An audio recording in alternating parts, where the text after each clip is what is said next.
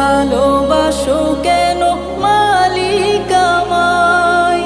কি করে শুকুর তার করি আদায়? এত ভালোবাসো কেন মালিক আমায়?